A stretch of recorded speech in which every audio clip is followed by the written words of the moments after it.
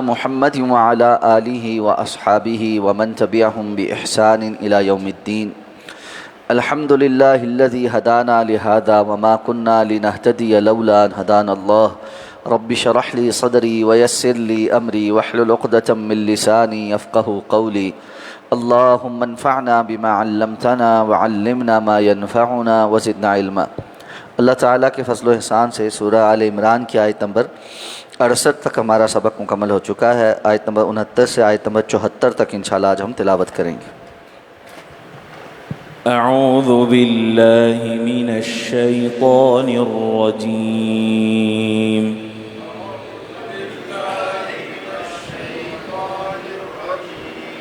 بسم اللہ الرحمن الرحیم.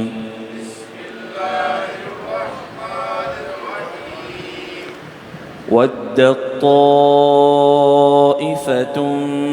مِّنْ أَهْلِ الْكِتَابِ لَوْ يُضِلُّونَكُمْ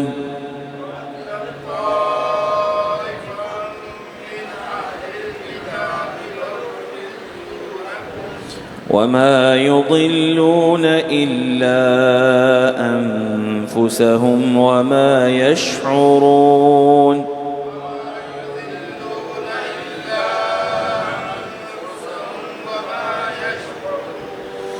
يا أهل الكتاب لم تكفرون بآيات الله وأنتم تشهدون.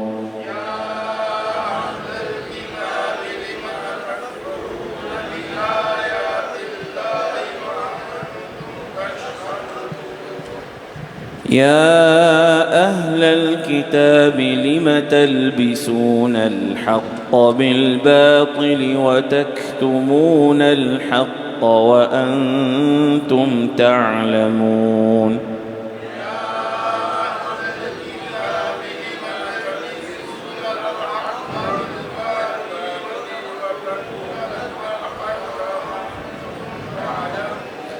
وقالت طائفة من أهل الكتاب آمنوا بالذي أنزل على الذين آمنوا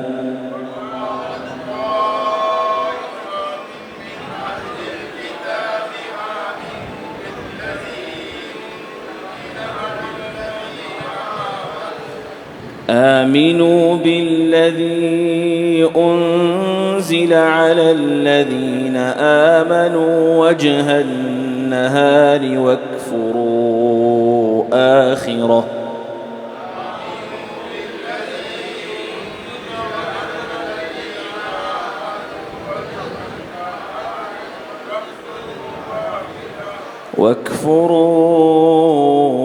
آخره لعلهم يرجعون.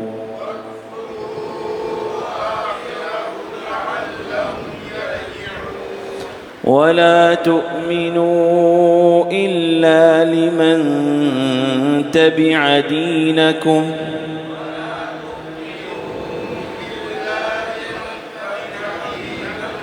قل إن الهدى هدى الله أن يؤتى أحد مثل ما أوتيتم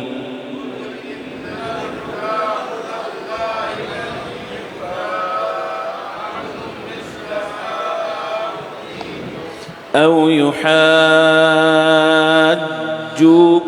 عند ربكم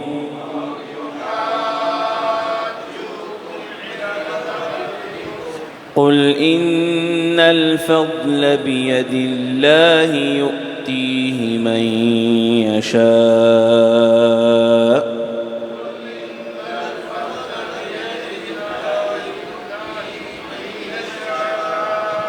والله واسع عليم.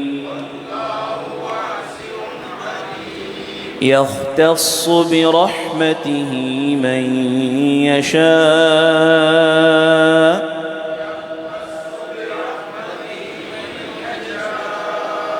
والله ذو الفضل العظيم.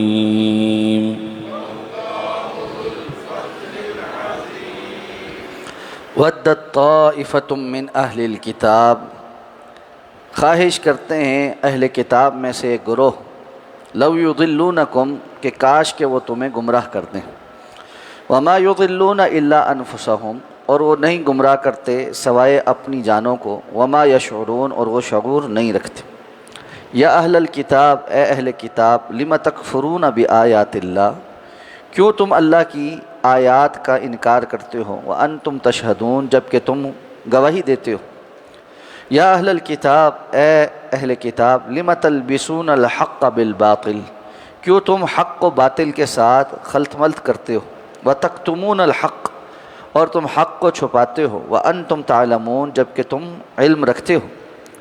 وقالت طائفۃ من اہل الکتاب، اور کہا اہل کتاب میں سے ایک گروہ نے، آمنوا بالذی انزل علی الذین آمنوا، ایمان لاؤ اس پر جو نازل کیا گیا ہے ایمان لانے والوں پر، وجہ النہار، دن کے پہلے حصے میں، وکفروا آخرہ، اور انکاری ہو جاؤ اس کے آخری حصے میں، لعلہم یرجعون، کہ شاید کہ یہ پلٹ آئے، ولا تؤمنوا، اور نہ تم ایمان لاؤ، الا لمن تبع دینکم، سوائے اس پر جو تمہارے دین کی اتباع کرے۔ قل ان الہدی ھدی اللہ، آپ کہہ دیجئے یقیناً ہدایت تو اللہ کی ہدایت ہے۔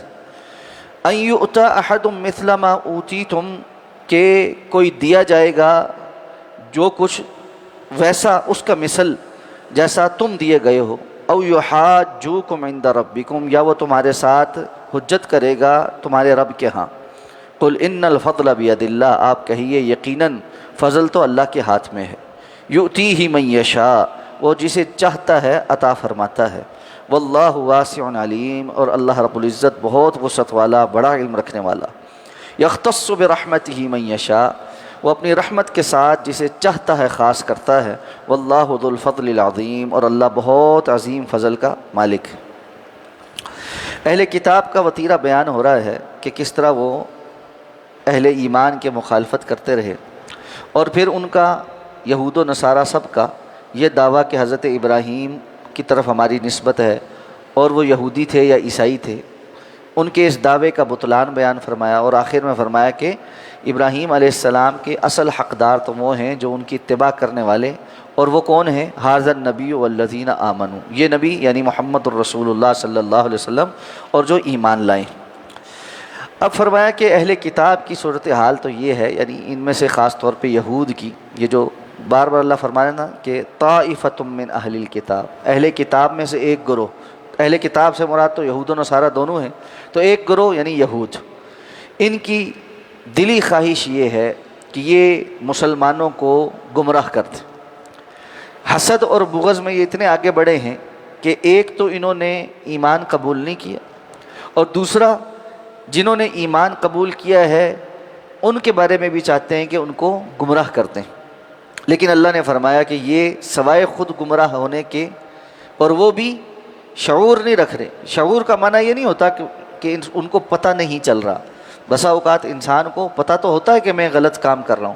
ایک بندہ جو کسی کے خلاف سازش کر رہا ہوتا ہے وہ اچھے سے جانتا ہے کہ میں سازش کر رہا ہوں، لیکن وہ یہ نہیں سمجھ رہا ہوتا کہ حقیقت میں اپنا بیڑا غرق کر رہا ہوں، میں اپنی بربادی کر رہا ہوں، میں اللہ کے ہاں اپنا نقصان کر رہا ہوں، میں آخرت کو برباد کر رہا ہوں۔ وہ دنیا کے مفاد اور دنیا کے حسد بغض کے پیچھے چل کر آخرت کا بیڑا غرق کر لیتا۔ تو فرمایا یہ سوائے اپنے آپ کے گمراہ کرنے کے اور کچھ نہیں کر رہا۔ تو فرمایا اہل کتاب تم کیوں اللہ کی آیات کا انکار کرتے ہو جب کہ تم خود گواہی دینے والے ہو؟ یہ آیات جو ہے بہت ساری، لیکن ان میں سے سر فہرست نشانی جو ہے وہ رسول اللہ صلی اللہ علیہ وسلم کی بعثت، کہ یہ خود گواہیاں دیتے تھے کہ ایک نبی آنے والے ہیں اور ان کی یہ خصوصیات ہوں گی، اور ہماری کتابوں کے اندر ان کے یہ اوصاف بیان ہوئے ہیں۔ اور مدینہ میں اوس اور خزرج کو، جو مدینہ کے یہودی تھے، یہ تڑیاں لگاتے تھے، اور مکہ میں آنے والے اور ادھر ادھر سے کچھ یہودی جو آباد تھے وہ مکہ والوں کو بھی بتاتے تھے کہ ایک آخری نبی آنے والے ہیں اور ہم ان پر ایمان لائیں گے اور پوری دنیا کے اوپر پھر ہمارا قبضہ ہو جائے گا۔ تو اب جب کہ تم تک وہ نشانی آ گئی ہے تو تم نے اس کا انکار شروع کر دیا ہے، اور اس کے ساتھ دیگر نشانیوں کی بھی، بہت ساری نشانیوں کا وہ انکار کرتے تھے۔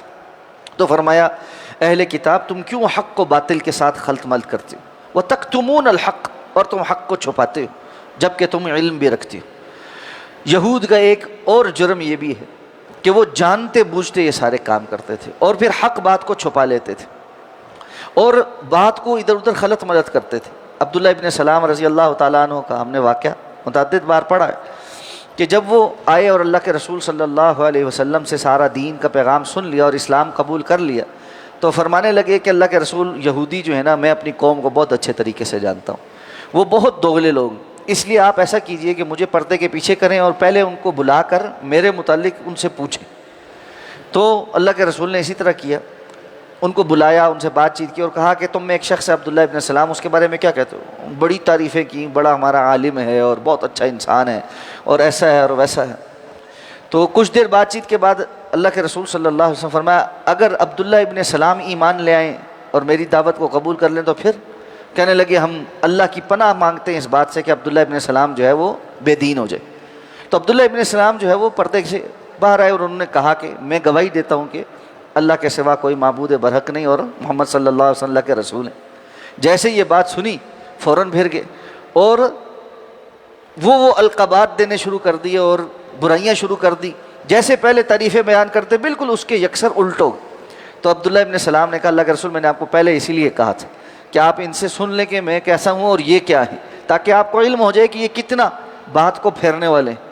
تو یہ اس طرح حق کو باطل سے خلط ملط کرنے والے، بات کو گھمانے والے، ایک بات سے فوراً پھر کر کسی دوسری بات کی طرف آ جائیں گے، جیسے انسان کو دوسرے کو کوئی عقل نہیں ہے اور ساری عقل ان کو ہے۔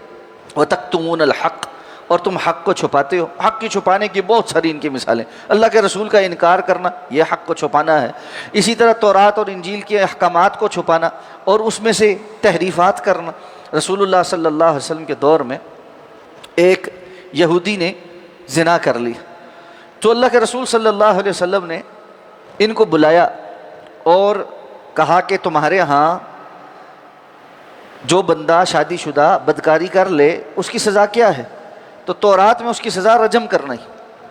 تو یہ کہنے لگے ہمارے یہاں اس کو بچانا چاہتے تھے، تو کہنے لگے ہمارے یہاں اس کی سزا یہ ہے کہ اس کو منہ کالا کر کے گدھے کے اوپر بٹھا کے شہر میں گھمایا جائے۔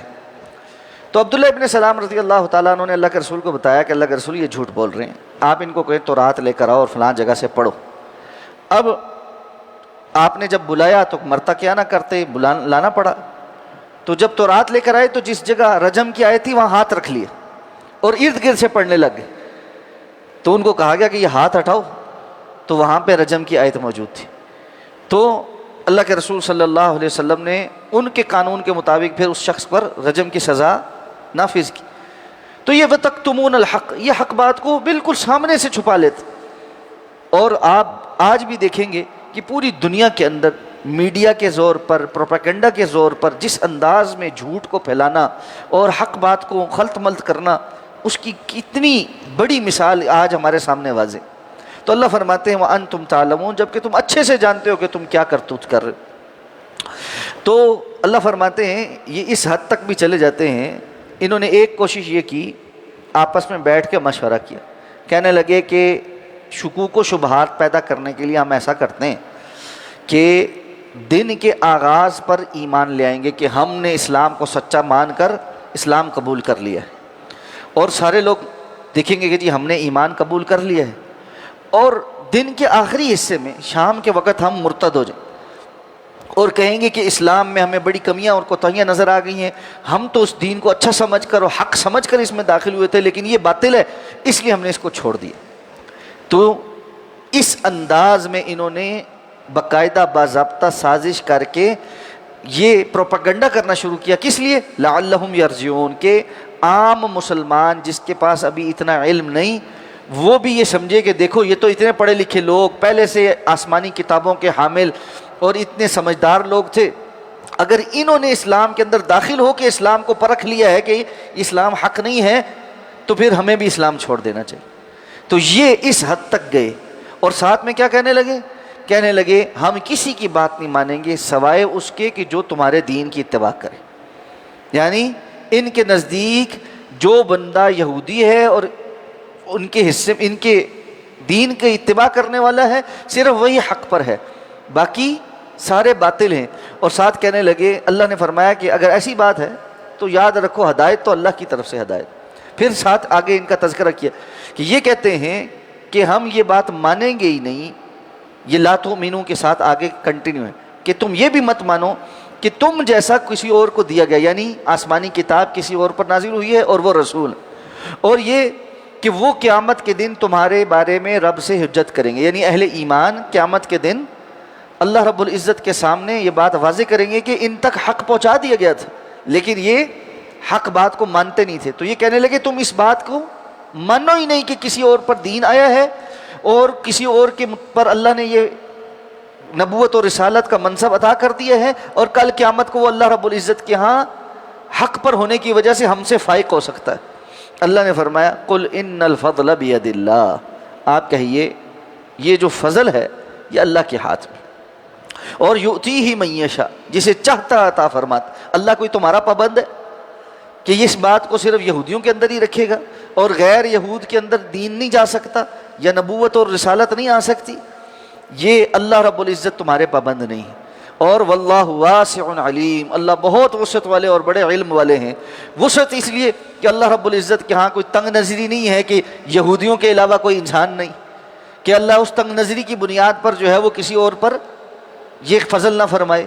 اور اللہ رب العزت کا علم بھی بہت وسیع ہے کہ اس کو معلوم ہے کہ کس نے اس کا حق ادا کرنا اور کس نے اس کا حق نہیں ادا کرنا. اس لیے فرمایا یختص برحمتہ من یشاء، اللہ اپنی رحمت سے اس کے لیے جس کو چاہتا ہے خاص فرما لیتا ہے، اور اللہ بہت عظیم فضل والا ہے. اسی تناظر میں آگے بھی ان کے ساتھ بات ہو رہی، اس پر انشاءاللہ کل بات کریں گے. سبحانک اللہم و بحمدک، نشہد ان لا الہ الا انت، نستغفرک و نتوب.